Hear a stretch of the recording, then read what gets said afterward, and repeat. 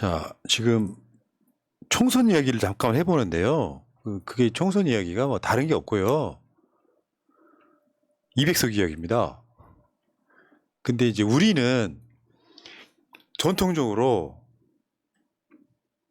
지역구 한 250석 가까이, 그 비례대표 한 50석 가까이 해서 국회 의석수 줄이지도 늘리지도 못하고 대략 299, 300 이런 정도란 말이에요. 그러면 이게 지금 TK까지 저 모양이라면 민주당 의석은 꽤 많아질 가능성이 있어요. 압승할 가능성이 있어요. 근데 지금 선거제는 옛날 방식하고 다르단 말이에요. 지역구 의석은 똑같아. 그런데 비례대표는 저번에 만들었던 법을 아직 바꾸지를 못하고 있어요. 준연동형 비례대표제. 그러니까 간단히 말하면 쉽게 그건 전 설명을 하고 가야 돼요. 옛날 방식 21대 때 말고 그전에 했던 방식은 그 병립형이라고 그래. 지역구 뽑고 정당 투표를 다시 해가지고 정당이 먹은 만큼 가져가는 거예요. 네.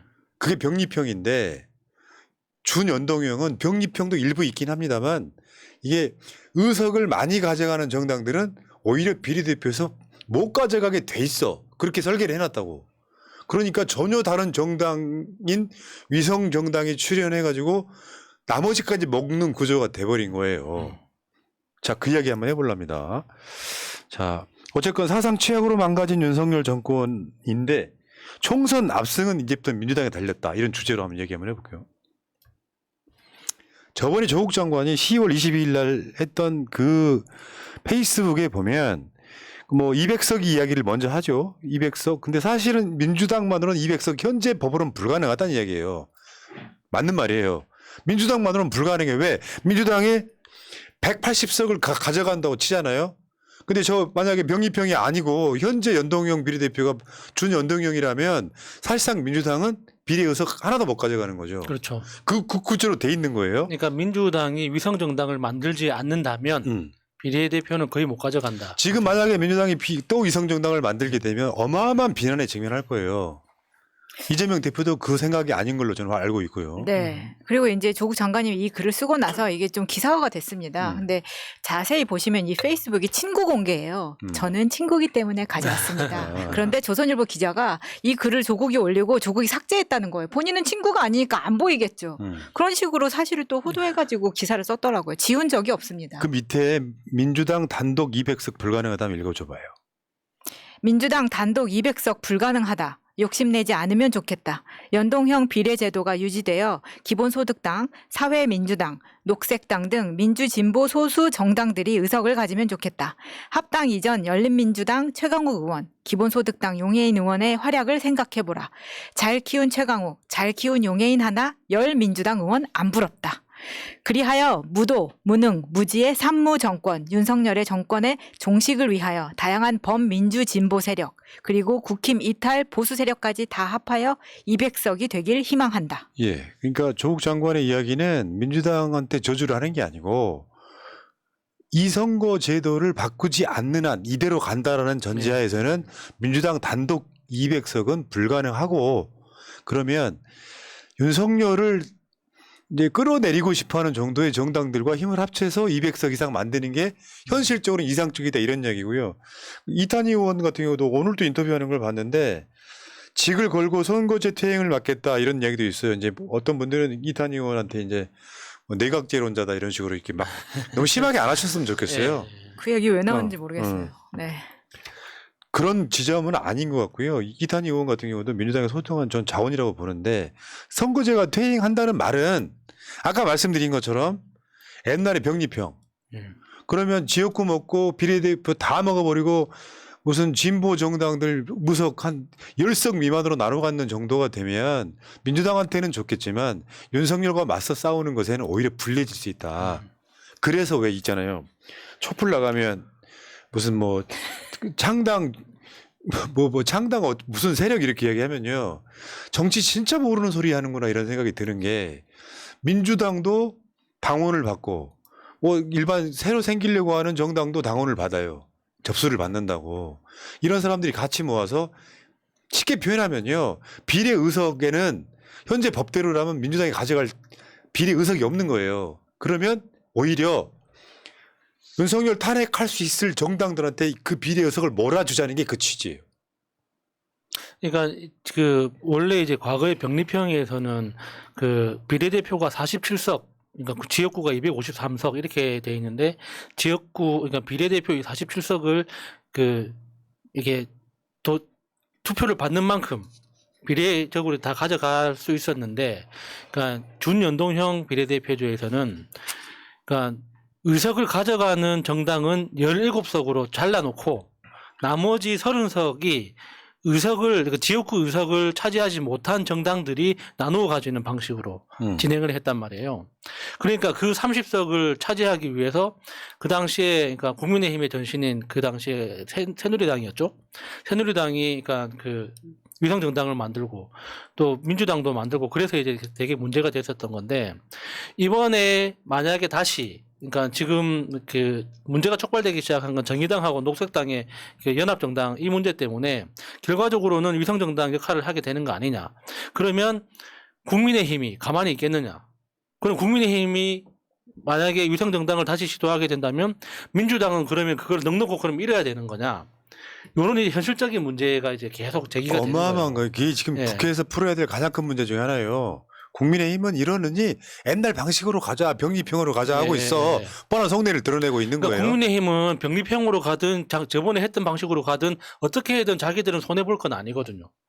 그러니까 그 주변에서 욕을 하든 말든 자기들은 자기 이익을 취할 거니까. 예. 근데 지금 민주당의 스탠스로는 그게 과연 정당하느냐 하는 그 문제의식이 있는 거죠. 그러니까 여기서 이제 우리가 관심 있게 보는 게 이준석은 아니라고 했지만 이준석 신당과 윤석열 신당의 등장이 결국 이 법이 준연동형으로 바뀌지 않을 그러니까 준연동형인 이 제도로 이 밖으로 다른 걸로 바뀌지 않을 가능성이 있으면, 만약에 저런 정도 되면 지금 만약에 저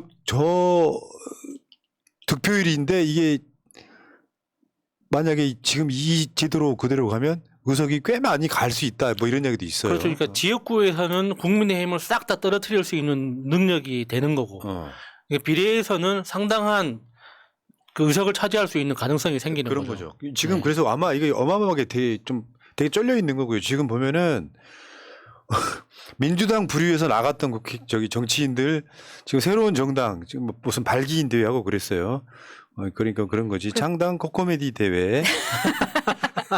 근데 이름이 새로운 선택인가 봐요. 근데 저 창당 대회를 하는데 다른 창당인 창당 세력이라고 해야 되나? 양향자도 와 있더라고요. 그러면 나중에 다 만든 다음에 합당하겠다 뭐 이런 메시지를 주는 건가? 또 이런 생각도 들더라고요. 그러니까 사실 근데 상대적으로 주목을 못 받고 있어요. 이준석보다. 그렇죠. 이준석의 스포트라이트를 10분의 1도 안 받고 있어요. 이런 불안불안할 거예요. 이게 바람이 불어야 되거든. 저 거기다가 가운데 3명 말고는 누군지 몰라요. 지금 진보 계열에서는 지금 사회민주당 우리도 이게 지금 3인당이 만들어지고 생겼어요. 있거든요. 네. 천호선 의원이 그래서 집회에도 요즘 3인당 접수도 받고 하고 서 계시기도 하고 그렇더라고요. 그러니까 우리들 입장에서는 이럴 수는 있어요. 민주당이 국민의힘의 병립형으로 돌아가자라고 하는 걸 받아. 그래가지고 해야 된다라고 주장하는 사람도 있을 수 있는데, 정치는 뭐다? 명분이다. 그러니까 이게 원래 준연동형 비례대표제, 원래는 준연동형이 아니었고 그냥 연동형이었거든요. 독일식 뭐 이런 식 연동형이었는데 거기다가 병립형도 좀 남겨두자 해서 의석을 좀 남겨둔 거예요. 그거 다시 한번 봅시다. 기존은 병립형이 47석이었는데 변경은 준연동형 30석에 병립형 17석을 남겨둔 거예요. 총 47석을 이렇게 남겨둔 거라고. 요거는 각 정당들 옛날에 소위 말하면 전국구라고 불렀던 그 숫자 17개를 나눠 먹는 거고, 앞에는 의석을 많이 가져가는 만큼 못 가져가는, 그게 30석이거든요. 다른 거 한번 보여줘봐요. 요거 계산 되게 복잡하긴 해. 근데 말하자면 민주당처럼 압도적으로 가져가 버리면 가져가는 의석이 거의 없어요. 근데 이 제도를 왜 만들었냐고. 무슨 말이냐면 양당 체제가 너무 크다는 거죠. 폐해가 너무 커서 제3당도 있어야 된다라고 하는 일종의 정치, 특히 민주당 계열의 정치인들이 사실은 만든 거죠, 이게. 사실 이게 안철수가 정치를 시작하고 나서 대한민국 정치에 기여한 바가 별로 없는데 그나마 기여했다고 쳐줄 수 있다면 요거죠. 등장하면서부터 새 정치의 구체적인 내용으로 다당 하고 다녔기 때문에 그 다당제의 정치 환경을 만들어야 된다. 이게 그 한국형으로 실현된 게 준연동형 비례대표제. 그러니까 이게 이제 골치 아파지기 시작하는 거예요. 우리 지지자분들이나 민주당 지도부의 마음도 이거 뭐 못 이긴 척하고 병리병으로 돌아가 하는 고민이 있을 거고 국민의힘은 지금 그걸 주장을 하고 있거든요. 옛날로 돌아가자. 그다음에 민주당은 명분이 없기 때문에 준연동형을 유지하자. 준연동형에다가 병리병을 집어넣은 게 사실은 양보한 거거든. 이건 남겨야 된다고 생각하는 게. 여기 이제 지금 총선이 5개월밖에 안 남았는데 이건 특별법 만들어야 돼요. 원래는 법에 그렇죠. 1년 전에 하게끔 돼 네. 있잖아요. 그래서 지금 이걸 어떻게 할 거냐인데 댓글창에 한번 물어볼까요? 일단 그러니까 우리가 조국 장관의 이야기 맥락이 그거잖아요. 이 제도를 유지하는 한 민주당 단독으로 200석은 불가능. 현실적으로 그럴 거예요. 왜냐하면 비례대표에서 많이 못 가져오니까 뭐 지역구 구석에서 180석을 가져온다고 치더라도 아마 요 비례대표에서 가져오는 게 많아야 한 5석이나 되려나 모르겠다. 대략. 그러면 200석 못 넘는 거니까 이 제도를 유지할 거면 아까 조국 장관 페이스북에도 그 얘기가 들어있잖아요. 정의당이 빠져 있어요. 기본소득당, 저 사회민주당 등이 언급돼 있지 않습니까? 그래서 그런 사람들이 나머지 20석을 채워주면 의미가 있다. 심지어 어떤 경우 이준석 신당이 만들어진다고 이준석 신당이 한 7, 8석 만든다고 생각해요.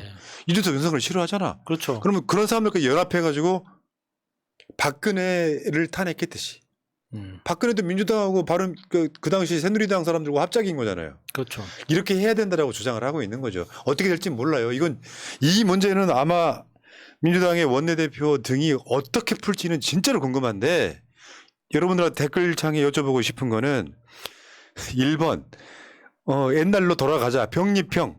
그냥 득표 얻은 만큼 그 당이 가져가게 하자. 1번. 2번은 준연동형 비례대표 유지하자. 2번. 이렇게 한번 투표 한번 붙여보겠습니다. 그러니까 정말 지극히 현실적인 관점에서, 그러니까 저의 개인적인 바람이 아니라 그냥 그 정치를 오랫동안 봤던 사람으로서 현실적으로 보면 저번에 했던 21대 국회에서 했던 방식대로 할 거라고 봅니다. 왜냐하면 이걸 그러니까 민주당뿐만 아니라 국민의힘, 정의당, 나머지 기타 군소정당들도 앞으로 총선에 돌입하는 과정에서 변수를 최소화하는 게 가장 좋은 거거든요.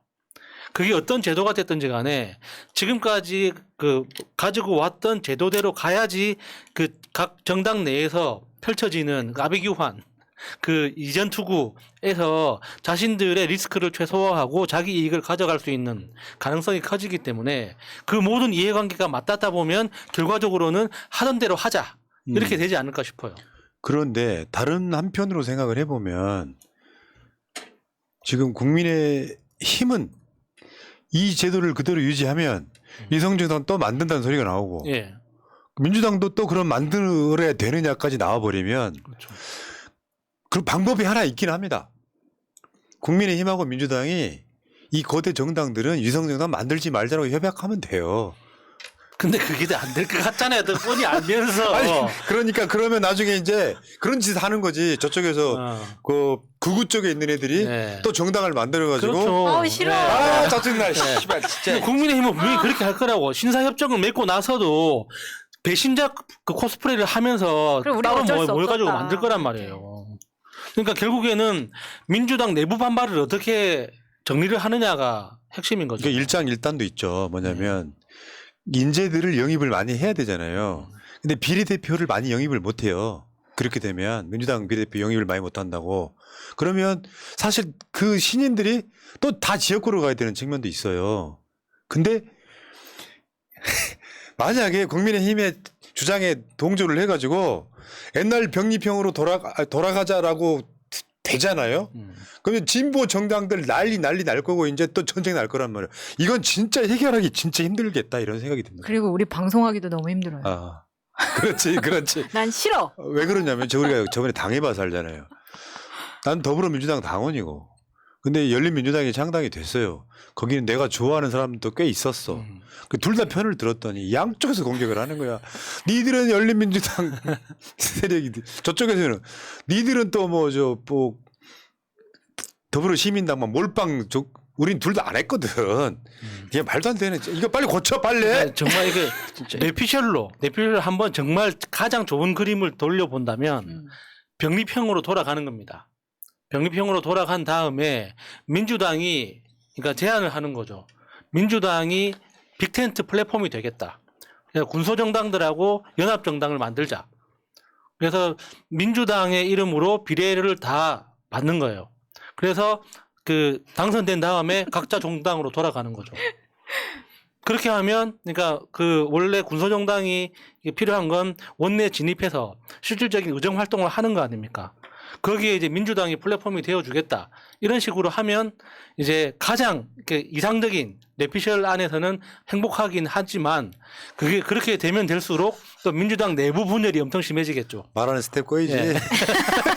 이 정치인들이 이거 어떻게 풀까요? 네. 어쨌건 지금 연합 200석을 가야 되는 쪽으로 가는 게 맞는 거예요. 현실적으로는 그렇다고. 민주당이 다 먹어야 돼.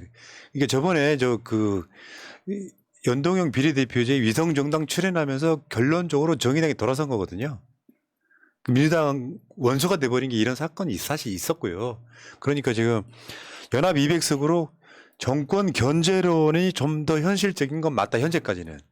그리고 실제로 제도 하나 만들어 놓으면요, 바꾸기 굉장히 힘들어요. 지금까지 시간 다 허비했잖아요. 3년 반을 허비했다고. 3년 반 허비하고 지금 6개월 남겨놓고 또 이게 될까 싶은 건데 우리나라 국회의 고질적인 문제 중에 하나예요. 이게 총선 끝나고 나서 1년 정도 지났을 때 고쳤어야 된다고 생각을 하는 부분이 있거든요. 그러니까 출마 예상자들이 허덕허덕하고 있는 거죠. 아니 그때 또 고치려 그러면 아직 시간도 많은데 왜 벌써 이런 이야기 하느냐라고 또 미뤘는데 결국 이렇게 되면 또 시간에 쫓기는 거 사실 아닙니까? 저는 개인적인 주장이지만 선거제도의 가장 핵심은 의원 정수입니다. 의원 정수가 늘어나야지 선거 제도를 개혁하거나 변형했을 때도 그 실질적인 효과나 변화가 생길 수 있는 건데 그 국회 정수 300명을 딱 제한시켜 놓아서 여기에서 윗돌 빼서 아랫돌 넣고 아랫돌 빼서 윗돌 넣고 이런 방식으로 아무리 개혁해봤자 실질적인 근본적 변화는 일어나기 힘들거든요. 그래서 우리가 그 이상적으로 이야기하는 거 있지 않습니까? 그러니까 그 예산에 비례해야 된다. 그러니까 국회의원 한 명이 1조 원 정도의 예산을 감독할 수 있는 정도의 국회의원이 필요하다. 그러면 지역구가 250명이면 비례대표도 250명 정도는 필요하다. 이 정도는 돼야지. 사실 그 국가 예산이나 정책도 굉장히 맞아요. 면밀하게 그 감시할 수 있고 견제할 수가 있는 건데 지금 우리나라는 형식적으로는 이렇게 삼권 분립이 돼 있지만 국회가 힘이 너무 약합니다.